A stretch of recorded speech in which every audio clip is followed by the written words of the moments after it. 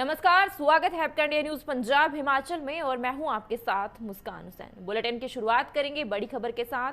बता दें, सिरमौर जिला से शुरू हुई हिमाचल कांग्रेस की रोजगार संघर्ष यात्रा के दौरान नाहन में कांग्रेसी कार्यकर्ता आपस में ही भिड़ गए हैं। देखते ही देखते कांग्रेसी कार्यकर्ताओं में जमकर लात घूंसी चले हैं। दरअसल जैसे ही रोजगार संघर्ष यात्रा के संयोजक बनाए गए विधायक विक्रमादित्य सिंह नाहन पहुंचे तो कांग्रेस कार्यकर्ताओं ने अपने अपने नेताओं के समर्थन में नारेबाजी करनी शुरू कर दी। इस दौरान कई कांग्रेसी नेता विधायक विक्रमादित्य सिंह का बचाव भी करते नजर आए हैं। वह इस बारे में विधायक विक्रमादित्य सिंह ने कहा है कि पार्टी के वरिष्ठ नेताओं द्वारा इस मामले में संज्ञान लिया जाएगा।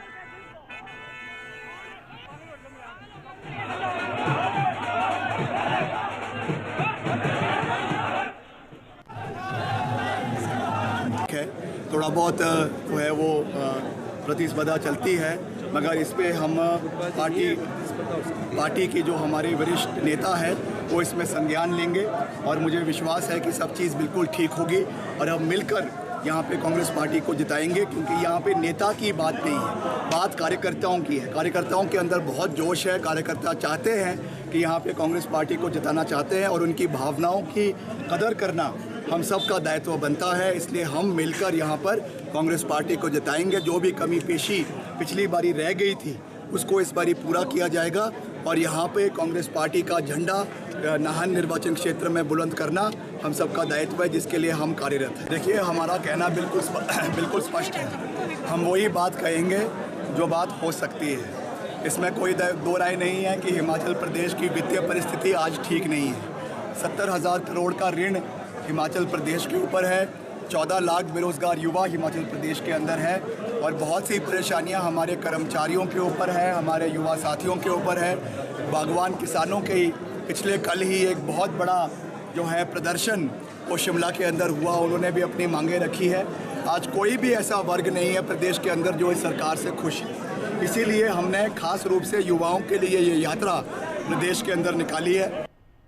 हिमाचल प्रदेश में कांग्रेस की सरकार आने पर युवाओं को 680 करोड़ की स्टार्टअप योजना शुरू की जाएगी। यही नहीं, कांग्रेस सरकार आने पर पुरानी पेंशन भी बहाल की जाएगी और ठेकेदारी प्रथा समाप्त कर युवाओं को स्थायी नौकरी दी जाएगी।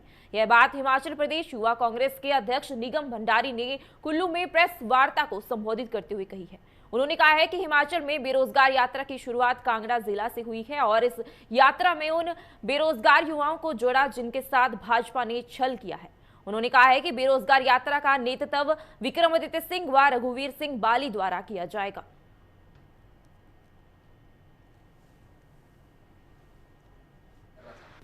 जिला कुल्लू में कुल्लू विधानसभा की जो बैठक रखी गई थी, इसी एजेंडे को लेकर रखी गई थी कि जब भी वो यात्रा यहाँ से गुजरेगी, जब कुल्लू जिले के अंदर कुल्लू विधानसभा में रोजगार संघर्ष यात्रा गुजरेगी, तो उसमें किस प्रकार से युवाओं को उसमें जोड़ा जाए और कैसे जो युवाओं के लिए जो नीति कांग्रेस पार्टी लेकर आई है, जो एक पैम्पलेट के माध्यम से, जिसमें सारी अगर कांग्रेस पार्टी की सरकार अगर हिमाचल प्रदेश में बनती है तो क्या क्या योजना उसमें लेके आई है, उसमें विशेष तौर पर बताना चाहूँगा। 680 करोड़ का जो मुख्यतः जो स्टार्टअप फंड है, जो 0% ब्याज दर पे दिया जाएगा।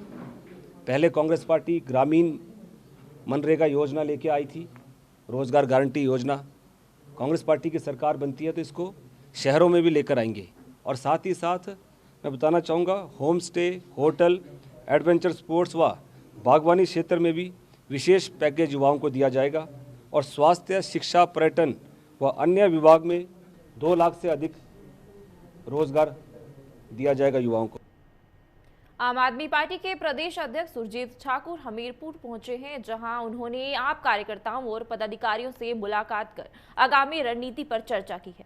इस दौरान उन्होंने सभी कार्यकर्ताओं को अरविंद केजरीवाल के विकास मॉडल को जन जन तक पहुंचाने के लिए कहा है और इन दिनों आप प्रदेश अध्यक्ष पूरे प्रदेश 4 लोकसभाओं के दौरों पर जाकर आप पदाधिकारियों और कार्यकर्ताओं के साथ मुलाकात कर रहे हैं।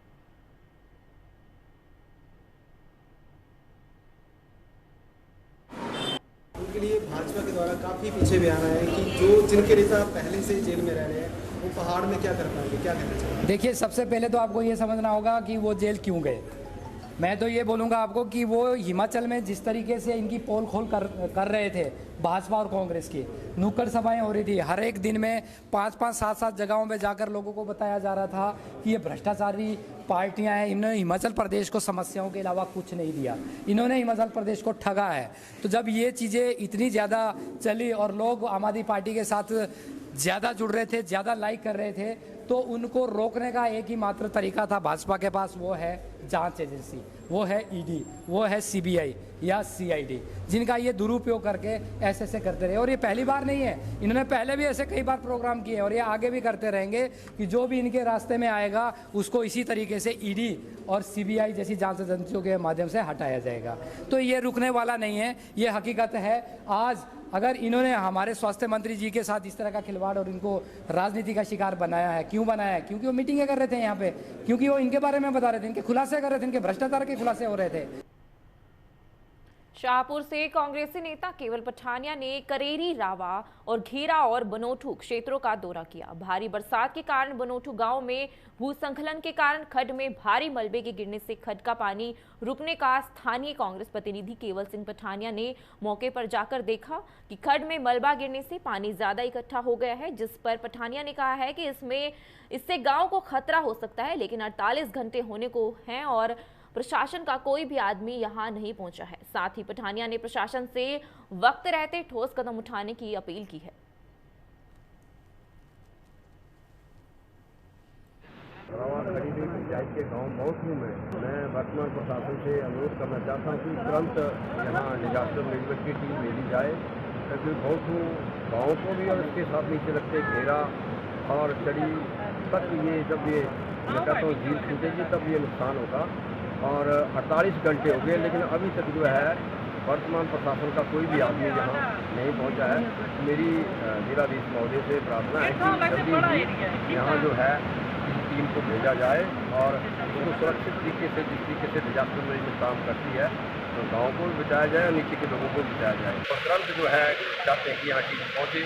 मैंने ये जो वीडियो क्लिप डिजाइन की, वर्तमान हमारे जो मुख्यमंत्री हैं आदरणीय श्री जयराम ठाकुर जी और आदरणीय प्रिंसिपल सेक्रेटरी हमारे जो डिजास्टर मैनेजमेंट के चेयरमैन है Shri Sharma ji, principal secretary revenue, उनको मैंने अवगत कराया। और मैं चाहूँगा एक अब कांग्रेस पार्टी का डेलीगेशन यही नहीं, पिछले भी हमारे जो रवा और अपर रोड खड़ी हुई में जो नुकसान हुआ था उसको लेकर ही जल्दी एक डेलीगेशन है जो है वो जिलाधीश महोदय से मिलेगा। मेरे साथ नेता यहाँ पर स्थानीय कार्यकर्ताओं ने यहाँ विजिट किया है और जल्दी ही गाँव से उन लोगों की समस्याओं का मसला है जिलाधीश महोदय के पास पहुँचाएंगे और मैं पूर्ण विश्वास है कि उस पर वो जरूर अमल करेंगे। भारत की स्वतंत्रता के 75 वर्ष पूरे होने के उपलक्ष्य में आजादी का अमृत महोत्सव मनाया जा रहा है, लेकिन अंतर्राष्ट्रीय ख्याति प्राप्त शहर जिसे स्मार्ट सिटी व नगर निगम धर्मशाला सहित खेल, पर्यटन एवं बौद्ध नगरी के भी नामों से जाना जाता है। धर्मशाला से मात्र 4 किलोमीटर की दूरी पर ही कंडी क्षेत्र के सैकड़ों लोगों को अब तक सड़क सुविधा नहीं मिल पाई है, जिसके चलते आजादी के अमृत महोत्सव के बीच दर्जनों स्थानीय बाशिंदे सड़क सुविधा की मांग को लेकर एक बार फिर उपायुक्त कार्यालय धर्मशाला में पहुंचे हैं और सरकार से जल्द भाग्य रेखाओं से जोड़ने की मांग उठाई है।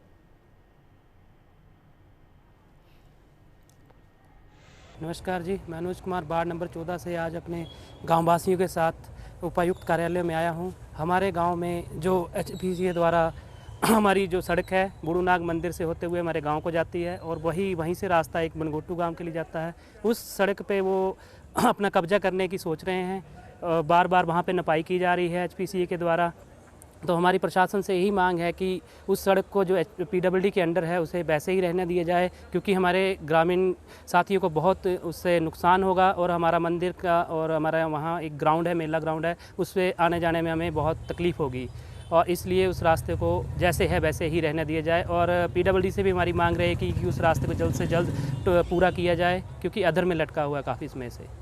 सरकार से यही हमारी मांग रही है कि उस रास्ते को जैसे है वैसे रहने दिया जाए, और अगर अल्टरनेट की बात की जाती है तो होटल के लिए किसी प्रकार से अल्टरनेट और निकाला जाए, क्योंकि गांववासी काफ़ी समय से यहाँ पे रह रहे हैं, पूर्वजों अपने काफ़ी समय से पूर्वजों के टाइम से यहीं से हैं, और हमें बेघर ना किया जाए, हमारे रास्ते को ना उजाड़ा जाए और हमें वही रास्ता दिया जाए, उनके लिए अल्टरनेट कोई निकाला जाए। और हमारी प्रशासन यही मांग रहेगी कि हम ग्रामीणों की मांग को सुना जाए और हमें रास्ते से वंचित ना किया जाए।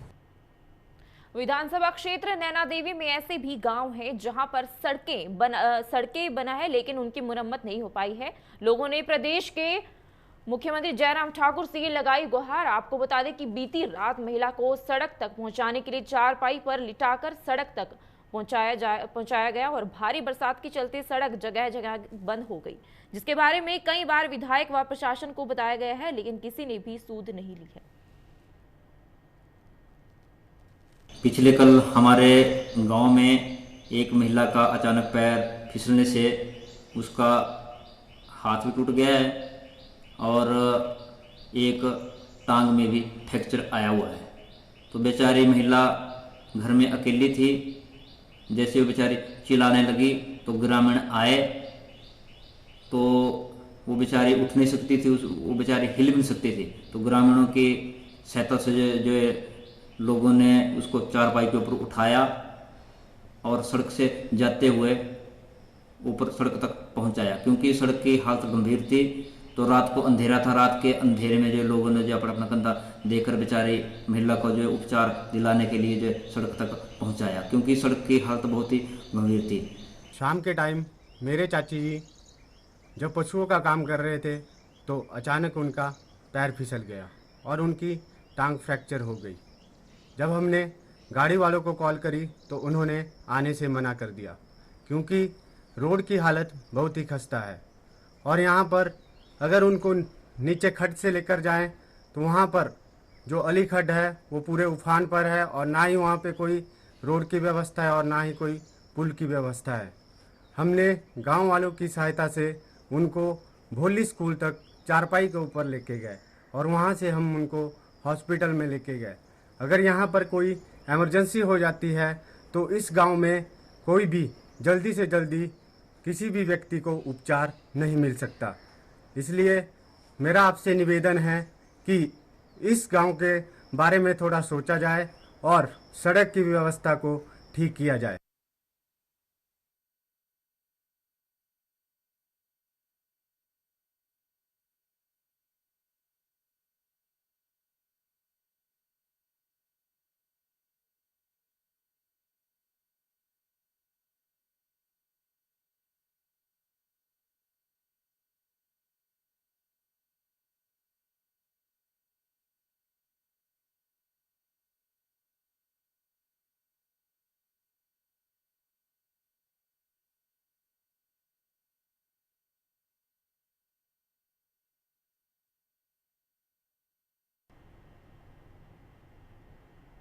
मुख्यमंत्री जयराम ठाकुर ने आजादी के 75वें अमृत महोत्सव के उपलक्ष्य पर कहा है कि देश ने आजादी के लिए बहुत सी कुर्बानियां दी हैं और इन 75 वर्षों में हमने बहुत कुछ हासिल भी किया है।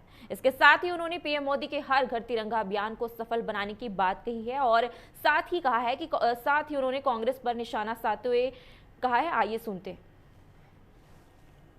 शायद अध्ययन नहीं किया हो, देखा नहीं हो, तो ऐसे में उनकी स्मृति में ये जरूर रहना चाहिए कि भारत को आज़ाद करने के लिए एक लंबा संघर्ष हुआ और संघर्ष के पश्चात तब जाकर के आज़ादी हासिल हुई। और दूसरा, आज़ाद भारत के इतिहास में हमने 75 वर्ष की इस यात्रा में जो मुकाम आज हासिल किया दुनिया के सामने, उसका भी जिक्र होना चाहिए। ये तमाम सारी बातें देश के सामने आनी चाहिए, नई पीढ़ी के सामने आनी चाहिए, ताकि सारी जनरेशन इस बात को समझ सके, जान सके। और दूसरा विषय, इसी से जोड़ करके हर घर तिरंगा एक नया कार्यक्रम जिसमें देश भक्ति का जुनून हमारे सभी लोगों के दिल और दिमाग में पैदा हो पूरे देश भर में, और हर व्यक्ति महसूस कर रहे अपने घर में तिरंगा लगाने के बाद कि आज हमारा भारत आज़ाद हुए 75 वर्ष हुए हैं।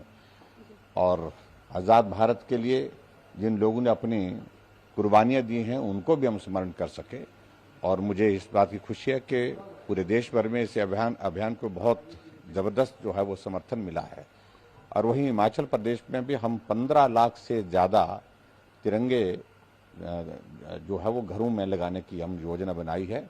तो बहुत बड़े स्तर पर यह कार्यक्रम वहाँ पर चल रहा है और मैं उम्मीद करता हूँ कि ये कार्यक्रम एक ऐतिहासिक कार्यक्रम हो। देखिए, मुझे मालूम नहीं कांग्रेस पार्टी ने किस तरह से ये निर्णय लिया, लेकिन दिन भी निर्धारित वही दिन किया जिस दिन राम मंदिर के लिए लंबे संघर्ष के बाद एक विजय हासिल हुई और उसमें राम मंदिर का शिलान्यास रखा गया था।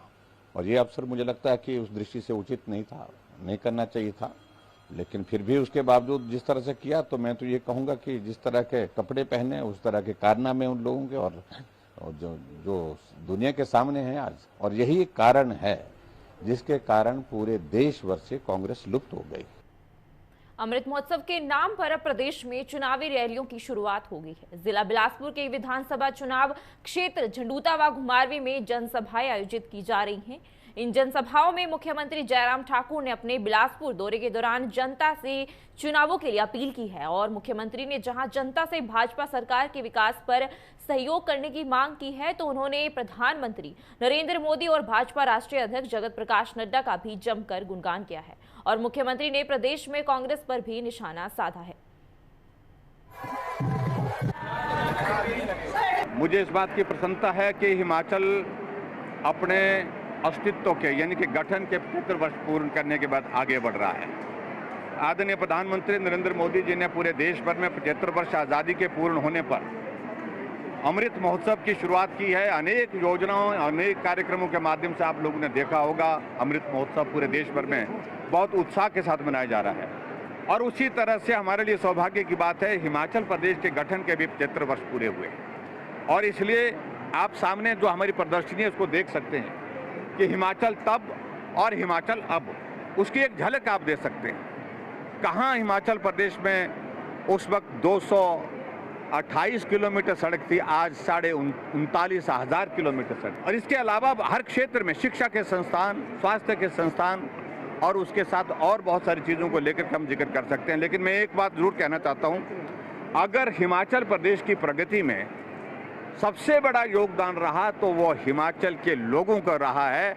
हम किसी नेता को नहीं, हम किसी अभिनेता को नहीं, हम सिर्फ एक बात कह रहे हैं, नेतृत्व ने अलग अलग समय में काम किया, उनका भी योगदान रहा, लेकिन सबसे बड़ा योगदान अगर किसी का रहा है तो हिमाचल प्रदेश की जनता का रहा है, जिन्होंने परिश्रम किया है, चाहे वो मजदूर है, चाहे वो अध्यापक है, चाहे वो इंजीनियर है, चाहे वो डॉक्टर है, चाहे वो समाज के किसी भी क्षेत्र में काम करने वाला कर्मचारी है, चाहे वो किसान है, चाहे बागबान है, उन सबका एक बहुत बड़ा योगदान रहा है। उनके लिए हम समर्पित कर रहे हैं, डेडिकेट कर रहे हैं ये 75। जिला परिषद सभागार कुल्लू में अंतर्राष्ट्रीय दशहरा पर्व 2022 के आयोजन को लेकर बुलाई गई बैठक की अध्यक्षता करते हुए शिक्षा मंत्री गोविंद सिंह ठाकुर ने कहा है कि कुल्लू का सुप्रसिद्ध अंतर्राष्ट्रीय लोक नृत्य उत्सव दशहरा इस वर्ष 5 से 11 अक्टूबर तक मनाया जाएगा और इस बार दशहरा का आयोजन बड़े पैमाने पर और हर्षोल्लास के साथ मनाया जाएगा। वहीं उन्होंने कहा है कि इसे आजादी के अमृत महोत्सव से भी जोड़ा जाएगा।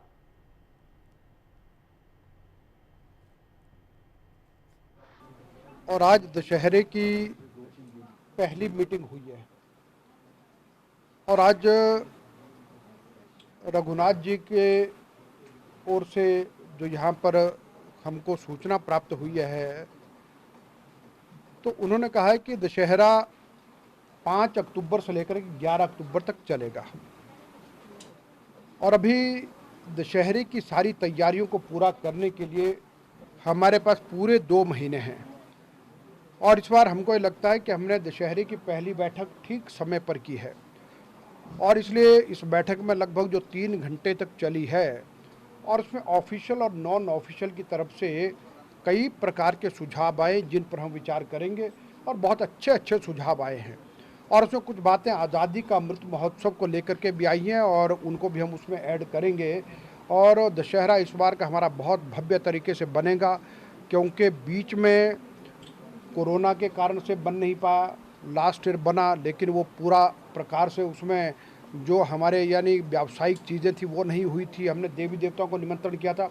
इस बार फुल फ्लैज दशहरा होगा और ताकि कुल्लू के लोग 2-3 साल के बाद दशहरे का आनंद लेंगे, तो आज दशहरे में हमने एक मोटी सी रूपरेखा तैयार की है। बाकी अब आगामी मीटिंग हुई तो और यानी डीपली उसमें चर्चा करेंगे। हिमाचल प्रदेश में जिला कांगड़ा के डमटाल की पहाड़ियों से पाकिस्तानी जिंदा ग्रेनेड बम बरामद किया गया है। जानकारी के अनुसार जिंदा ग्रेनेड बम में अंकित नंबरों व अन्य शब्दों से अंदाजा लगाया गया है कि यह बम पाकिस्तान का है। जिला के एसपी डॉक्टर खुशहाल शर्मा ने जानकारी देते हुए बताया है कि बारिश होने के कारण पहाड़ी से मलबा नीचे आ गिरा था, उसी में यह ग्रेनेड बम बरामद हुआ है। उन्होंने कहा है कि इस घटना को लेकर पुलिस ने मामला दर्ज कर लिया है और मामले की गहनता से जांच की जा रही है। हाँ, जो जिंदा ग्रेनेड हमें मिला था उसके लिए पठानकोट से भी हमारे इंडियन आर्मी की जो टीम भी वहाँ पहुँची थी, बॉम्ब डिस्पोजल टीम, और उसका मुआयना वगैरह करने के पश्चात उसका जो है उसका ब्लास्ट कर दिया गया, उसे बर्बाद कर दिया गया ताकि कोई जान माल का नुकसान ना हो। अभी जांच का विषय है। अभी जैसा उसमें जो प्रिंट लिखा है ग्रेनेड पे, तो उससे लगता है कि शायद ये बाहर से बना पाकिस्तान या पाकिस्तान ऑर्डिनेंस फैक्ट्री का हो सकता है, लेकिन अभी जांच करके पता चलेगा। लेकिन जो उसमें लिखा है उससे ऐसा अंदेशा लगाया जा रहा है, तो अभी we have to verify the facts. और ये पुराना लग रहा है, मतलब कोई ताज़ा अभी रखा नहीं है, पुराना लग रहा है कि मिट्टी में दबा था, तो शायद ये या तो किसी ने छुपाया होगा या राह चलते, या तो ये जांच कब से है। ये फ्लड डालने के बाद फ्लड के जरिए जो फ्लड में जो मलबा है उस मलबे के साथ ही आया। बीते दिन जिला मंडी के चंडीगढ़ मनाली नेशनल हाईवे पर 7 और 9 मील के समीप पहाड़ी से मलबा गिरने के कारण एक बार फिर बंद हो गया था, जिसे अब फिर से बहाल कर दिया गया है। पहाड़ी से मलबा शुक्रवार सुबह गिरा है, उसके बाद से ही नेशनल हाईवे यातायात के लिए पूरी तरह से बंद हो गया था। दोनों वाहनों को लंबी लंबी कतारें लग गई थी और वहीं जिला प्रशासन ने चंडीगढ़ से कुल्लू मनाली की तरफ जाने वाले छोटे वाहनों को वाया कटोला भेजना शुरू कर दिया है। दूसरी तरफ कुल्लू मनाली से आ रहे छोटे वाहनों को पंडोह से वाया गोहर चेल चौक भेजा जा रहा है।